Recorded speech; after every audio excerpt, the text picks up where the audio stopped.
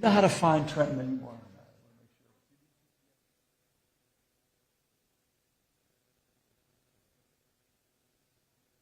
Love that. Good morning, everybody. Chris, you good? All right.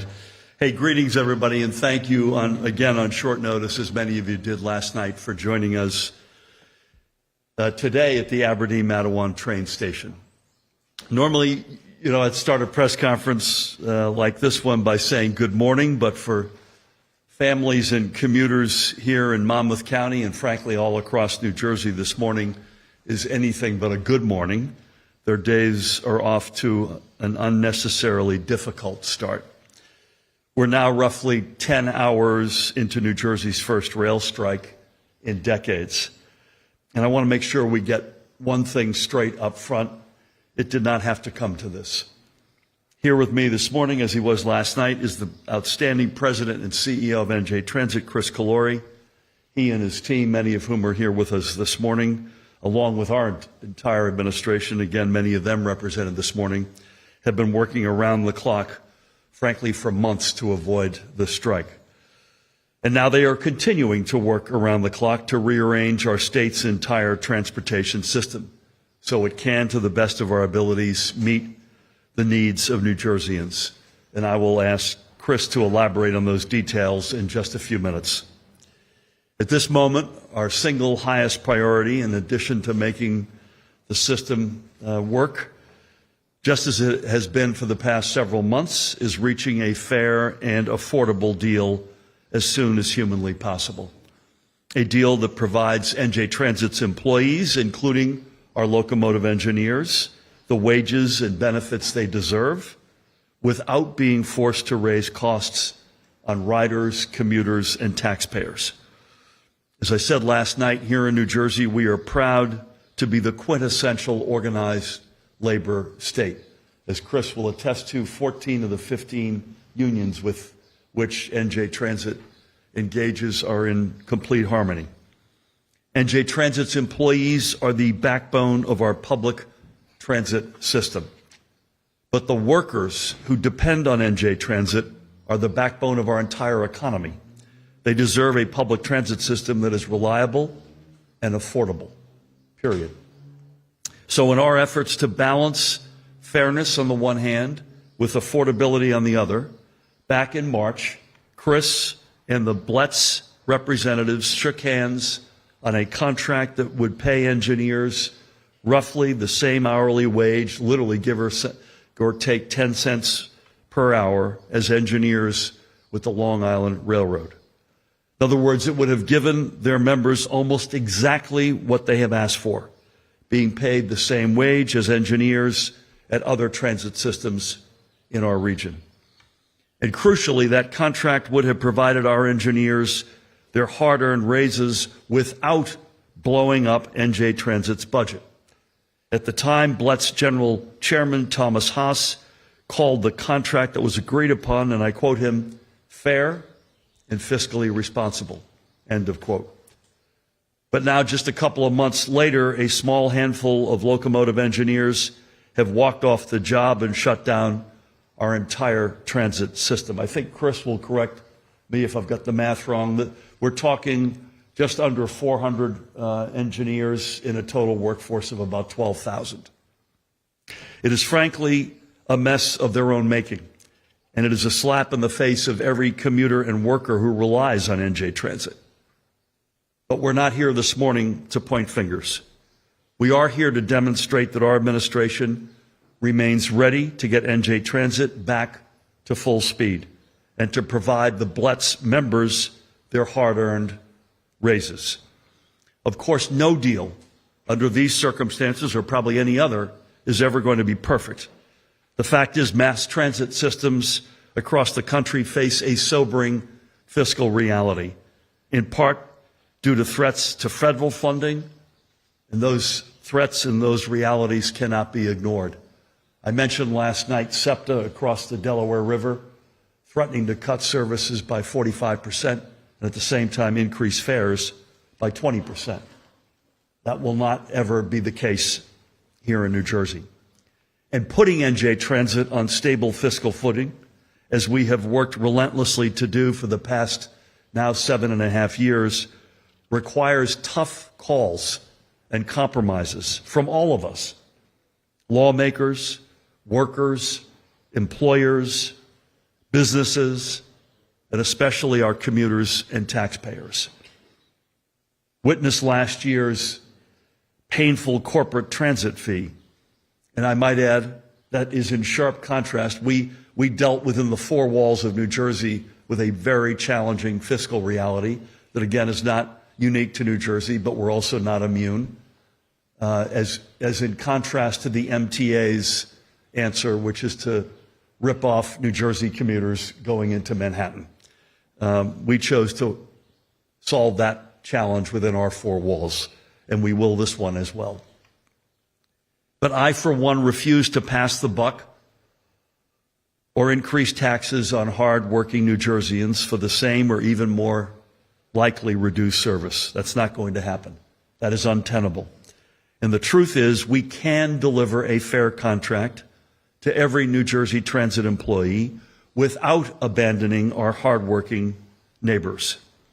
And let me be clear, this is also about reaching a solution that sets the next administration up for success. The contract being negotiated at this moment is about the long-term future of NJ Transit well after I leave office.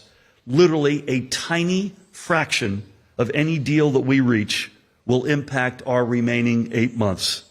And the easy play for Chris and for me is to just cave, fold, and kick this thing down the road. And we're not doing that. So we're holding the line for the next governor and the next administration so they do not inherit a NJ Transit that is on the brink of fiscal collapse, but is in fact in a strong state of health. That is what it means to fix NJ Transit, leaving the agency in better shape in every respect, but especially in fiscal terms, than when we entered office. I was asked last night if I still stuck by my statement, we'll fix NJ Transit if it kills me. And the fact of the matter is, I apologize, facts matter here. That's exactly what we've been doing for the past 7+ years, and especially over the past 5 or 6 months since Chris has been at the helm. The stance that we're taking to get a fair deal for our workers and not blow up NJ Transit's finances is exactly a central tenet in fixing NJ Transit. If you look at our on-time performance, I should have put an asterisk on my commitment, but for the fact of what Amtrak is up to. If you look at on-time performance over the past 16 months, especially on the recent months, on the non-Amtrak lines, it's mid to high 90%. Even on the Amtrak lines, it is regularly in the mid to upper 80%. We mentioned last night, I think the board approved 250 new double-level, two-level rail cars this week. That brings the total to 400. We'll have an entirely new fleet when all of that comes into fruition. We'll have a new locomotive fleet. I think you guys approved the board 12 this week, 12 new locomotives. We've got new train stations in Lyndhurst, Elizabeth. The Portal North Bridge is nearing completion. Many other stations. The facts, I apologize, let's not let the facts get in the way. We've had bumps in the road. Last summer, particularly last June, was unacceptable. This is a bump in the road. Chris will walk you through how we're dealing with it. But the trajectory is undeniable. And again, I wish Amtrak could punch at their weight, and the trajectory would be even more compelling. So back to today, what the people of New Jersey need right now is for the members of the BLET to step up and meet their obligations to the public. Let's end this strike, as we just said to a couple of their good members a few minutes ago. Our doors are open. We are ready to restart negotiations literally this second. But we need the BLET to come back to the negotiating table in good faith. Our doors are open. They will remain open. I thank you for coming out on short notice. And with that, please help me welcome the President and CEO of NJ Transit, Chris Kolluri. Chris? Governor, thank you for your continued leadership. And I know this moment of a strike is what any one of us wanted to see. But that is where we find ourselves. But I want to sort of frame today's discussion picking up on where the governor left off on a couple of points. One, when the strike went into effect last night at 12:01, we worked very methodically to put the railroad to bed, use the railroad language, to make sure every train car that we had safely got to its destination. Customers were let out, and the train cars were parked in yards where they're supposed to be. This morning, we also ensured not only that our customers had real-time information by having people at train stations who can answer the questions of customers, but to also make sure our bus lines that are now fully operational are picking up passengers there where they need to be on time and move them efficiently. There are a couple of lines where we have seen some overcrowding, not to a point where people have been standing in lines, but we have been able to resource those lines properly to make sure, again, we handle the volume that is out there. That is important because this goes to a bit of what the governor talked about. He said from the very beginning, he hopes for the best, but what? That we're planning for the worst. That is what we're doing, and we intend to do it. Our promise to our customers is we understand this is not where you want it to be either, but my job at the governor's direction is to make sure we solve problems as they appear. That is my commitment. And we will do that today, we'll do that tonight, we'll do that every day the union decides to be on strike. That is our commitment. Second, I want to pivot to this issue the governor talked about, which is very, very important, and let me try to contextualize it this way. Just a couple of weeks ago, a national newspaper said that transit agencies around the country are in a financial death spiral. These are their words. It was in the headline. What does that mean? Almost every transit agency in this region, you don't even have to go far away to the West Coast, but you can. What you'll find uniformly is every transit agency, not just SEPTA, but MTA. MTA has a $400 million deficit this year and next year. SEPTA, the governor mentioned, have massive financial problems because of some of these bad practices that go back years, if not decades. We, for the first time in 45 years, thanks to the governor and the legislature, first time in 45 years, we are finally on stable financial footing. That has never happened before. Just when we are in a position to say we have put this agency on a course towards fiscal stability, we now are confronted with this existential problem, which is what? Which is the unions are saying, give us a fair deal, that sounds about right, no matter what the cost. Well, that second part is where we're all hung up on. This is not about not giving them a fair wage. It's about how do you do it in a fiscally responsible manner that doesn't bankrupt New Jersey Transit and puts it on a debt spiral like every other mass transit agency. That's the governor's only objective, and that's my only objective. It would be politically expedient, easy almost, for us to say, let somebody else handle the problem. But he made the hard decision in this budget, and the budgets, previous budgets, to say we're not doing what other folks have done. That's what this is all about. We, the governor and I, just had a chance to meet with the locomotive engineers who were out there just a few minutes ago. They were gracious to us. You know what they said to us? They want to get back to work. That's great. We want them to get back to work too. But we said to them, we want to get back to the work, but we want to make sure you continue to work, because what's the point in giving you a pay raise if a couple of years from now your job is not going to exist? That's sort of what we're talking about in the most plain and simple terms. So we are committed, and I want to say this to you.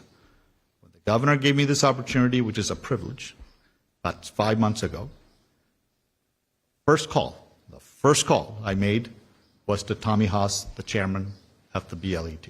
I called him. And I called him because I knew how important this issue is for us to address and fix, because they've been fighting for this for no less than 5 years. Governor Murphy said to me, your first priority is to get this done. So we did it. And in fact, we got a deal done. They voted it down, their choice. But what I'm saying to you is, this doesn't have to be rocket science. We can get there. We can get a deal done. We can get a deal done that is fair to them and fiscally responsible to us. That's all we're trying to do. I will never leave the negotiating table. I've never left the negotiating table. In fact, when we ended last night, we ended on a very conciliatory note, despite what's being said out there, that we're going to get back together when we have something to put across each other, and I'm waiting for them to do just that. So I want you to know we are going to handle the strike from our standpoint very methodically, calmly, and address the problems as they come up. At the same time, at the governor's very deep involvement in these negotiations, we're going to get to a solution that is fair and fiscally responsible. That is the game plan. There's nothing else to it. Thank you, Governor. Thank you, Chris. Just to add to Chris's point, remember, and Chris went through this last night, we not only have buses, we have the path, we have ferries, we have light rail, all of which are being deployed aggressively. Secondly, and Chris literally left the press conference last night with a bunch of his colleagues and went out to MetLife. I think it's fair to say both the incoming and outbound traffic at the Shakira concert last night went really well. We're hoping for a similar experience tonight. She's got Pitbull with her tonight, for those of you watching out there, otherwise known as Armando.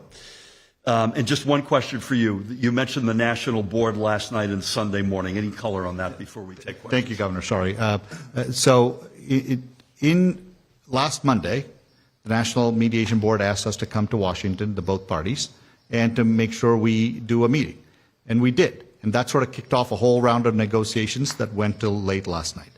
They've now asked us to come back again on Sunday. We're going to do just that to make sure we do it. But I just want to be clear, I don't have to wait till Sunday. I actually saw Mark Wallace, the president of the BLAT, this morning at Penn Station. He was walking and I was walking, and we spent a few seconds talking, very, very polite, very normal conversation about how we're going to try to solve this problem together. So I want to convey this message that there isn't this acrimony that somehow gets projected in the media.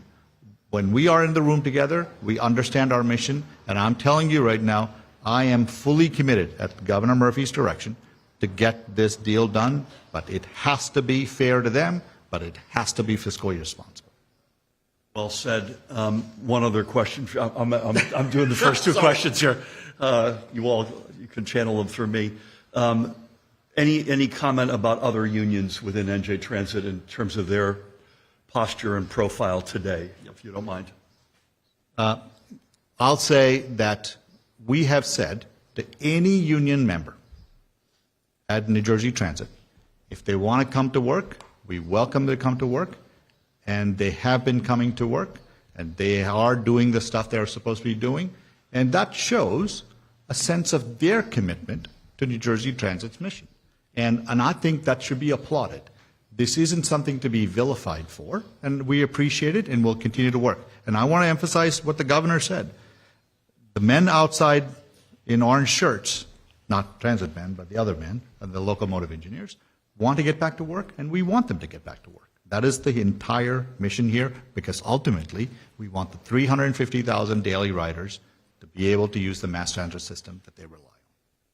Like any labor action like this, not only is it a real burden and challenge for our commuters, it ultimately is a burden and challenge for those guys out there and their families. So it's in all of our interests to get to a resolution here, and we are wide open for business to do that. Again, it's got to meet those two objectives: fair to them and fiscally responsible for us. We believe that a deal is there, and God willing, that will come to fruition. With that, we'll take a couple of quick questions. Brenda. It is Brenda.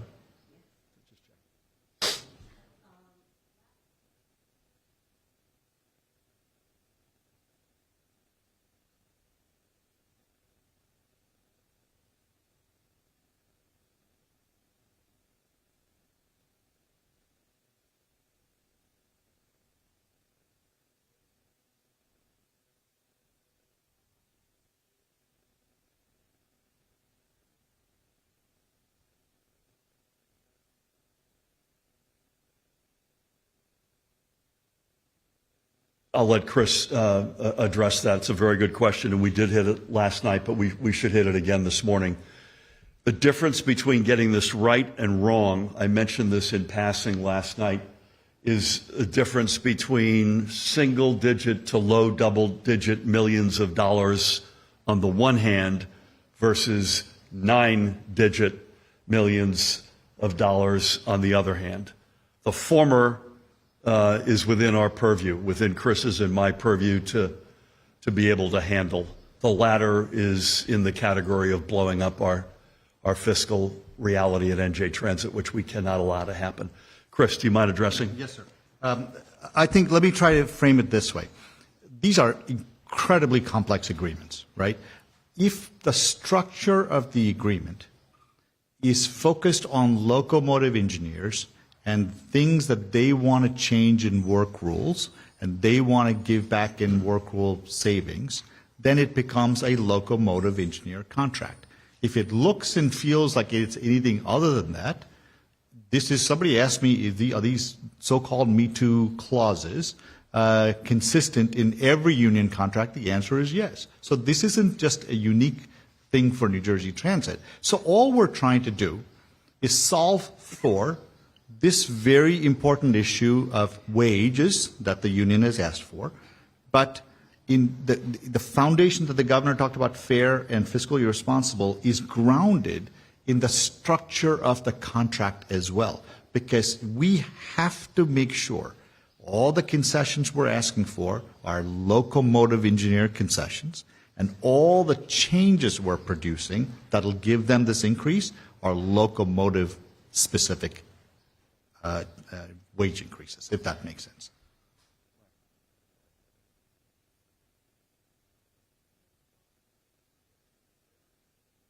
By the way, we gotta get a different title for this category here. Just want to get that off my chest here.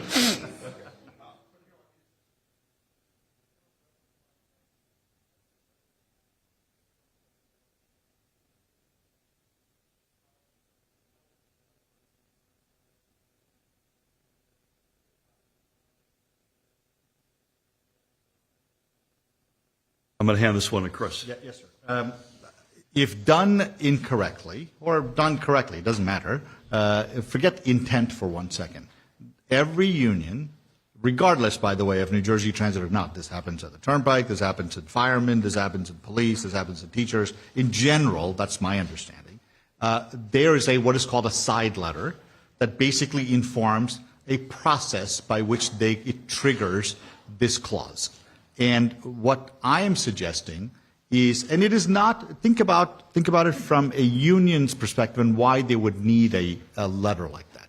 If they were first in the door and they made a deal, and a few months later somebody else comes in the door and makes another deal that looks and feels a lot richer for doing basically the same things that these folks are doing, it's meant to protect them. So think about it that way.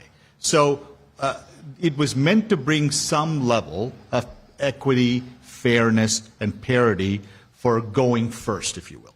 So all we're saying is if our intent is to solve this union's very specific sort of ask, we've said to them, let's put stuff on the table, concessions, if you will, that are very specific to you, and let's change work rules that are very specific to you. So forget all the other unions. We are focused on this union. That's where the governor's point about this could be in the multi-million dollar from a wage raise. So they're not wrong about that. But what you can't do is sort of be a little careless, because all you care about is getting to a number, which is what the union's position is at the moment, and not worrying about what the consequences could be for the state in the out years, which is what we can't do. It's that straightforward. And by the way, I just repeat, the easy play for this guy and myself is to just sign up for something and not worry about what's going to happen after January 20th of next year. We're not going to do that. We know the shape of this system that we inherited. We will not do that to the next administration. Please. Yeah. Not a lot, by the way, which is good. So in South Orange and in Central Jersey, when I say bus lines, I'm talking about a couple of buses doing a couple of periods during the morning.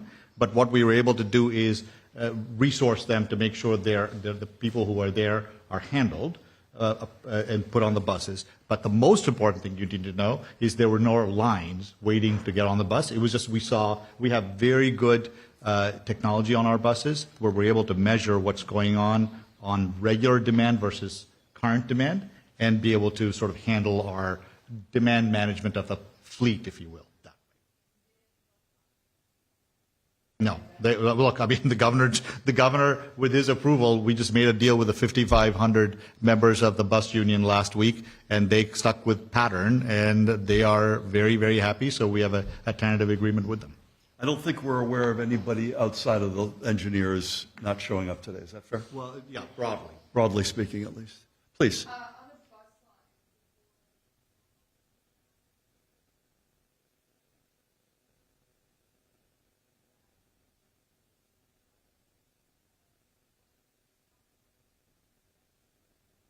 Yeah, let me start with the last part, and then Chris give you the details. Friday is clearly the easiest weekday of the 5, notwithstanding MetLife's activities, which is makes it a significant, both last night and tonight, a significant lift.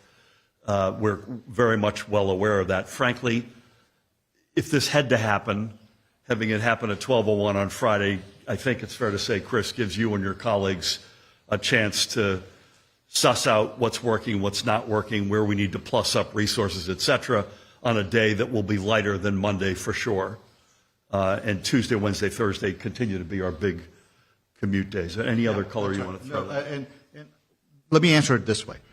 I think some bus lines are crowded even during regular non-strike days, right? So what I'm suggesting to you is when we identified a few instances on one or two of our bus lines, we were able to adapt very quickly to solve for that problem, which is sort of the central theme of how we're managing the strike, which is very calmly, methodically identify a problem and solve for it when it happens, which is how good organizations do business. There is no, I have to say, and this is a big shout out to Chris and his team, there's no sense of panic. This is a professional operation.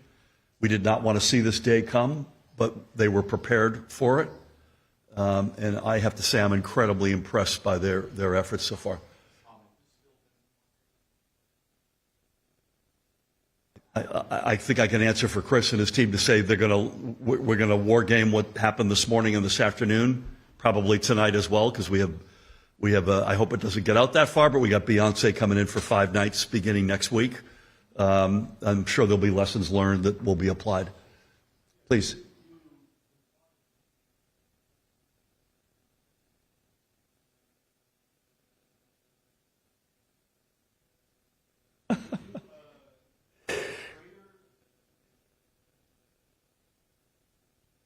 I'll let Chris, I didn't see Sean's comment, by the way. Sean's a Boston boy, bless his heart. Didn't these guys leave the Teamsters? Yeah. The New Jersey guys. Okay, that's a separate, have to ask Sean what his thoughts are on that.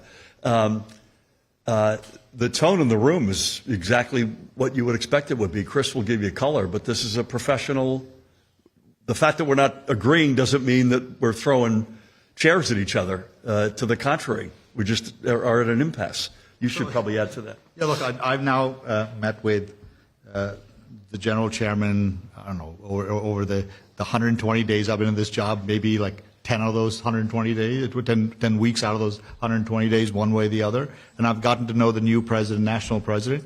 Look, what I'm trying to convey is I understand that people have to say certain things in the public. I respect that. But what I'm saying to you is my approach always has been to try and sort of understand their position and try to get to a solution. And I think ultimately that is the only objective. So I like to think I have a relatively thick skin, so they can call me whatever they want, but in the end, the question is, do they want a deal or not? I want it. Do they want it?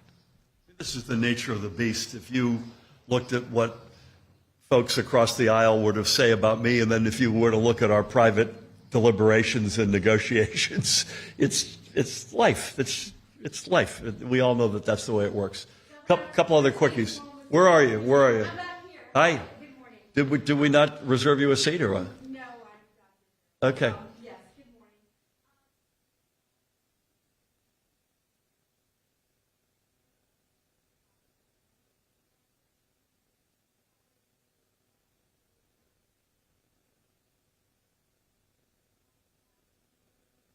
Yeah, I'll let Chris respond to the details, but we've been at that table in good faith, and we've said, including last night at Newark Penn, we reiterated this morning, we're here. We're open for business.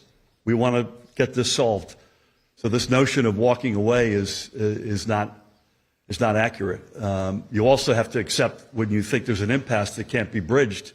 And I think it's fair to say, Chris, we were a lot further along on the fairness to them parameter than we were with something that we could accept in terms of fiscal responsibility.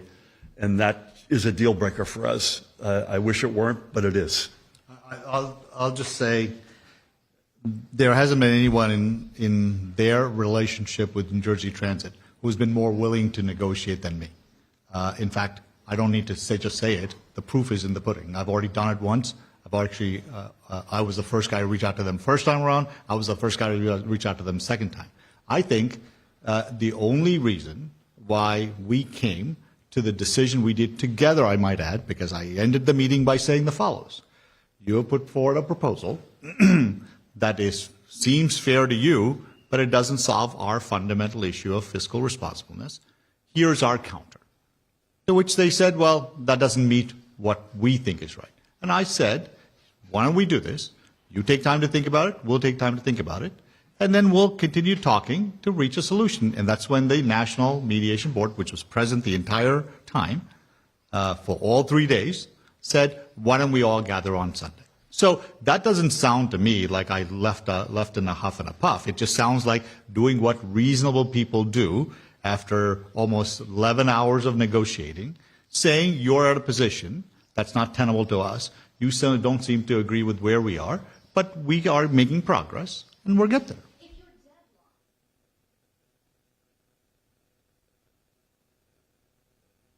Well, that's the beauty about these negotiations, right? Just because they say it and just because I say it doesn't mean there's not a deal in there. This is not, I'm sorry, I know this is complex, but the job is complex, but the outcome doesn't have to be.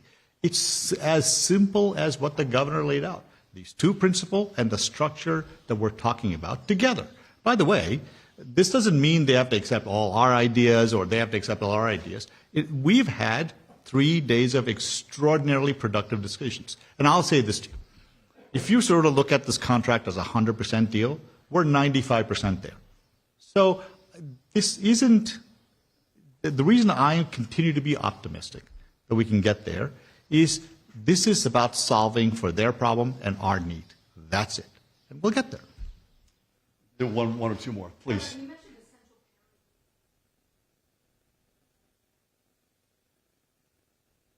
essential Said it last night as well, yes. The union note said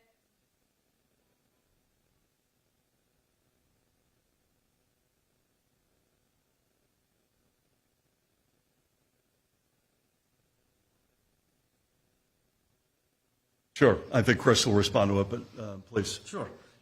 Look, let me not debate the numbers they put on the table and I put on the table. Let me just sort of answer it maybe a little bit broadly, okay?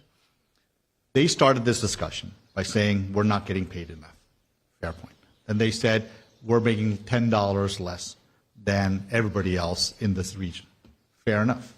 So when those are the sort of two principal issues, and you solve for it, then doesn't matter whether it is a metric that holds today or tomorrow morning. They wanted a number that I thought, got very close to in our negotiations, their number.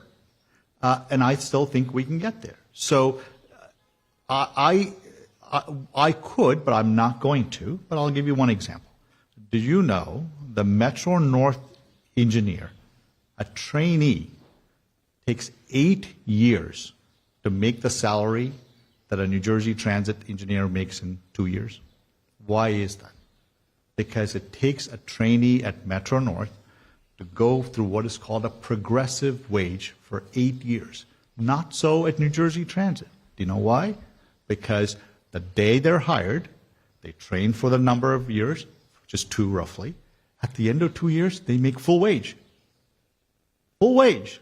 So there is no progression. So I could say, but I don't say it at the table, but I want to give you an example. I could say, wait, that's not fair. So why are you demanding a wage in year 2 that is higher than what Metro North makes until year 8? I don't do it. You know why? Because it is not a productive point. We need to focus on what is they're trying to achieve and what we have to achieve. That's it. That's how you get to a deal. And I'm telling you, as long as we're focused on those 2 principles, we can get there. I think we're going to fold the tent real quick.